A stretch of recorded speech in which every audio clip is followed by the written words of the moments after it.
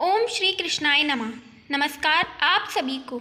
आज इस वीडियो में श्रीमद् भगवद गीता का 7वां अध्याय सुनाने जा रहे हैं, जिसके श्रवण करने से एक ब्राह्मण को पितृ ऋण से मुक्ति व सर्वयोनि से उद्धार हुआ।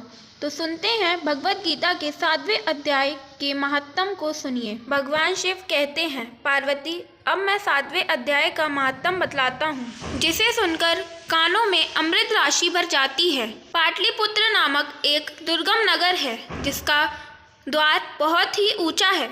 उस नगर में शंकुड नामक एक ब्राह्मण रहता है। उसने वैश्यव्रती का आश्रय लेकर बहुत धन कमाया, किंतु ना तो कभी पितरों का तर्पण किया और ना देवताओं का पूजन ही। वह धनोपार्जन में तत्पर होकर राजाओं को ही भोज दिया करता था। एक समय की बात है, उस ब्राह्मण ने अपना चौथा विवाह करने के लिए पुत्रों और बंधुओं के साथ यात्रा की। मार्ग में आधी रात के समय जब वह सो रहा था, एक सर्प ने कहीं से आकर उसकी बाह में काट लिया। उसके काटते ही ऐसी अवस्था हो गई कि मणि, मंत्र और औषधि आदि से भी उसके शरीर की रक्षा असाध्य जान पड़ी। तत्पश्चात कुछ ही क्षणों में उसके प्राण पखेरु उड़ गए। फिर बहुत समय के बाद वह प्रेत सर्प योनि में उत्पन्न हुआ। उसका चित्त धन की वासना में बंधा था। उसने पूर्व वृत्तांत को स्मरण करके सोचा, मैंने जो घर के बाहर करोड़ों की संख्या में अपना धन गाड़ रखा है, उससे इन पुत्रों को वंचित करके स्वयं ही उसकी रक्षा करूंगा। एक दिन सांप की योनि से पीड़ित होकर पिता ने स्वप्न में अपने पुत्र के समक्ष आकर अपना मनोभाव बताया। तब उसके निरकुश पुत्रों ने सवेरे उठकर बड़े विस्मय के साथ एक दूसरे से स्वप्न की बातें कही। उनमें से मझला पुत्र कुदाल हाथ में लिए घर से निकला और जहां उसके पिता सर्वयोनि धारण करके रहते थे, उस स्थान पर गया। यद्यपि उसे धन के स्थान का ठीक ठीक पता नहीं था, तो भी उसने चिन्हों से उसका ठीक निश्चय कर लिया और लोभ बुद्धि से वहां पहुंचकर बामी को खोदना आरंभ किया। तब उस बामी से बड़ा भयानक सांप प्रकट हुआ और बोला, ओ मूढ़, तू कौन है? किस लिए आया है? क्यों बिल खोद रहा है? अथवा किसने तुझे भेजा है? ये सारी बातें मेरे सामने बता। पुत्र बोला, मैं आपका पुत्र हूँ, मेरा नाम शिव है। मैं रात्रि में देखे हुए स्वप्न से विस्मित होकर यहाँ का स्वर्ण लेने के कौतूहल से आया हूँ। पुत्र की यह वाणी सुनकर वह सांप हंसता हुआ उच्च स्वर से इस प्रकार स्पष्ट वचन बोला, यदि तू मेरा पुत्र है तो मुझे शीघ्र ही बंधन से मुक्त कर। मैं पूर्व जन्म के गड़े हुए धन के ही लिए सर्वयोनि में उत्पन्न हुआ हूँ। पुत्र ने पूछा, पिताजी आपकी मुक्ति कैसे होगी? इसका उपाय मुझे बतलाइए, क्योंकि मैं इस रात में सब लोगों को छोड़कर आपके पास आया हूँ। पिता ने कहा, बेटा, गीता के अमृतमय 7वें अध्याय को छोड़कर मुझे मुक्त करने में तीर्थ, दान, तप और यज्ञ भी सर्वदा समर्थ नहीं है। केवल गीता का 7वां अध्याय ही प्राणियों के जरा, मृत्यु आदि दुखों को दूर करने वाला है। पुत्र, मेरे श्राद्ध के दिन 7वें अध्याय का पाठ करने वाले ब्राह्मणों को श्रद्धापूर्वक भोजन कराओ। इससे निसंदेह मेरी मुक्ति हो जाएगी। वत्स, अपनी शक्ति के अनुसार पूर्ण श्राद्ध के साथ वेद विद्या में प्रवीण अन्य ब्राह्मणों को भी भोजन कराना। सर्प योनि में पड़े हुए पिता के यह वचन सुनकर सभी पुत्रों ने उसकी आज्ञा के अनुसार तथा उससे भी अधिक किया। तब शंकुकर्ण ने अपने सर्प शरीर को त्याग कर दिव्य देह धारण किया और सारा धन पुत्रों के अधीन कर दिया। पिता ने करोड़ों की संख्या में जो धन बांट कर दिया था, उससे वे सदाचारी पुत्र बहुत प्रसन्न हुए। उनकी बुद्धि धर्म में लगी हुई थी, इसलिए उन्होंने बावली, कुआं, पोखरा, यज्ञ तथा देव मंदिर के लिए उस धन का उपयोग किया और अन्नशाला भी बनवाई। तत्पश्चात 7वें अध्याय का सदा जाप करते हुए उन्होंने मोक्ष प्राप्त किया। पार्वती, तुम्हें 7वें अध्याय का महत्तम बताया गया है, जिसके श्रवण मात्र से मानव सब पातकों से मुक्त हो जाता है। अब सुनाते हैं श्रीमद् भगवद गीता का 7वां अध्याय। उसके उपरांत श्री कृष्ण भगवान बोले, हे पार्थ, तू मेरे में अनन्य प्रेम से आसक्त हुए मन वाला और अनन्य भाव से मेरे परायण होकर योग में लगा हुआ मुझको संपूर्ण विभूति, बल, ऐश्वर्य आदि गुणों से युक्त सबका आत्मस्वरूप जिस प्रकार संशय रहित जानेगा, उसको सुन। मैं तेरे लिए इस रहस्य सहित तत्वज्ञान को संपूर्णता से कहूँगा कि जिसको जानकर संसार में फिर और कुछ भी जानने योग्य शेष नहीं रहता है। हजारों मनुष्यों में कोई ही मनुष्य मेरी प्राप्ति के लिए यत्न करता है और उन यत्न करने वालों योगियों में भी कोई ही पुरुष मेरे परायण हुआ मेरे को तत्व से जानता है, अर्थात यथार्थ मर्म से जानता है। हे अर्जुन, पृथ्वी, जल, अग्नि, वायु और आकाश तथा मन, बुद्धि और अहंकार भी ऐसे यह 8 प्रकार से विविक्त हुई मेरी प्रकृति है। यह 8 प्रकार के भेदों वाली तो अपरा है, अर्थात मेरी जड़ प्रकृति है।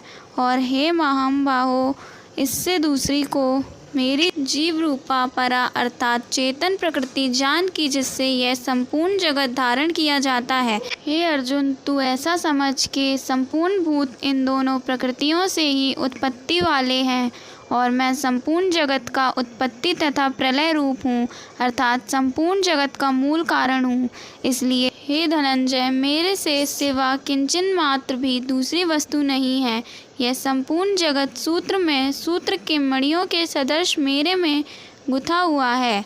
हे अर्जुन, जल में मैं रस हूँ तथा चंद्रमा और सूर्य में प्रकाश हूँ और संपूर्ण वेदों में ओमकार हूँ तथा आकाश में शब्द और पुरुष में पुरुषोत्तम हूँ। पृथ्वी में पवित्र गंध और अग्नि में तेज और संपूर्ण भूतों में उनका जीवन हूँ, अर्थात जिससे वे जीते हैं वह मैं हूँ और तपस्वियों में तप हूँ। हे अर्जुन, संपूर्ण भूतों का सनातन कारण मेरे को ही जान।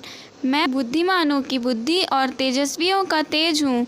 हे भरत श्रेष्ठ, मैं बलवानों का आसक्ति और कामनाओं से रहित बल अर्थात समर्थ हूँ और सब भूतों में धर्म के अनुकूल अर्थात शास्त्र के अनुकूल काम हूँ। और भी जो सत्वगुण से उत्पन्न होने वाले भाव हैं और जो रजोगुण से तथा तमोगुण से होने वाले भाव हैं, उन सबको तू मेरे से ही होने वाला है ऐसा जान, परंतु वास्तव में उनमें और वे मेरे में नहीं हैं। गुणों के कार्य रूप सात्विक, राजस और तामस, इन 3 प्रकार के भावों से अर्थात राग, द्वेष आदि विकारों से और संपूर्ण विषयों से यह सब संसार मोहित हो रहा है।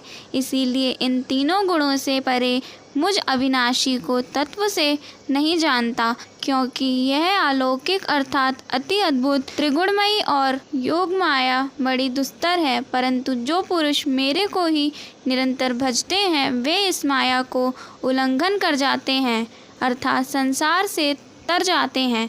ऐसा सुगम उपाय होने पर भी माया द्वारा हरे हुए ज्ञान वाले और आसुरी स्वभाव को धारण किए हुए तथा मनुष्य में नीच और दूषित कर्म करने वाले मूढ़ लोग तो मेरे को नहीं भजते हैं। हे भरतवंशियों में श्रेष्ठ अर्जुन, उत्तम कर्म वाले अर्थार्थी, आर्त, जिज्ञासु और ज्ञानी अर्थात निष्कामी ऐसे 4 प्रकार के भक्तजन मेरे को भजते हैं।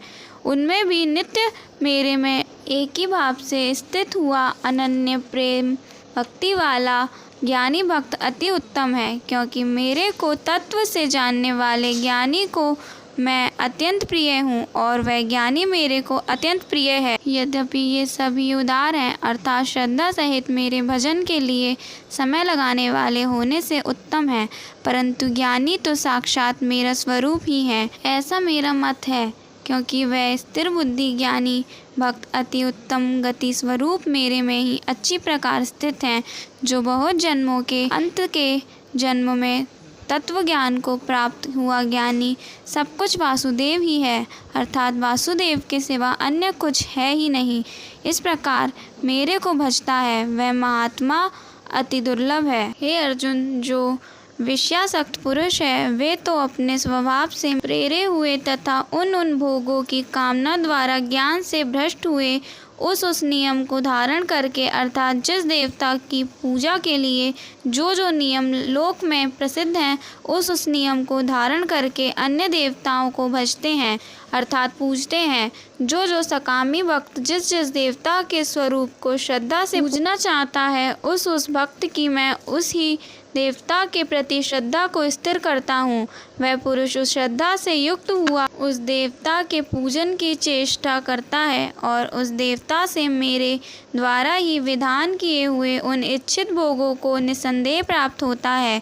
परंतु उन अल्प बुद्धि वालों का वह फल नाशवान है तथा वे देवताओं को पूजने वाला देवताओं को प्राप्त होता है और मेरे भक्त चाहे जैसे ही भजें, शेष में वे मेरे को ही प्राप्त होते हैं। ऐसा होने पर भी सब मनुष्य मेरा भजन नहीं करते।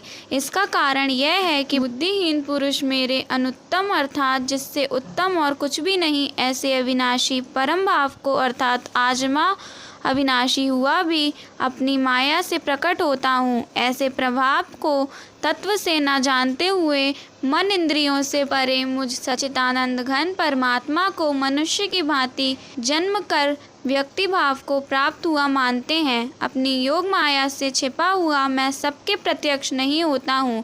इसीलिए यह अज्ञानी मनुष्य मुझ जन्म रहित अविनाशी परमात्मा को तत्व से नहीं जानता है, अर्थात मेरे को जन्म से मरने वाला समझता है। हे अर्जुन, पूर्व में व्यतीत हुए और वर्तमान में स्थित तथा आगे होने वाले सब भूतों को मैं जानता हूँ, परंतु मेरे को कोई भी श्रद्धा भक्ति रहित पुरुष नहीं जानता।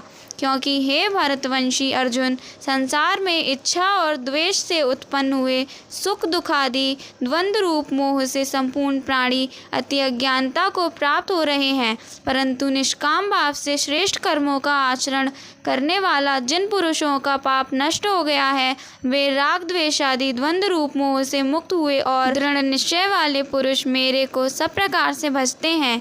जो मेरे शरण होकर जरा और मरण से छूटने के लिए यत्न करते हैं, वे पुरुष उस ब्रह्म को तथा संपूर्ण अध्यात्म को और संपूर्ण कर्म को जानते हैं।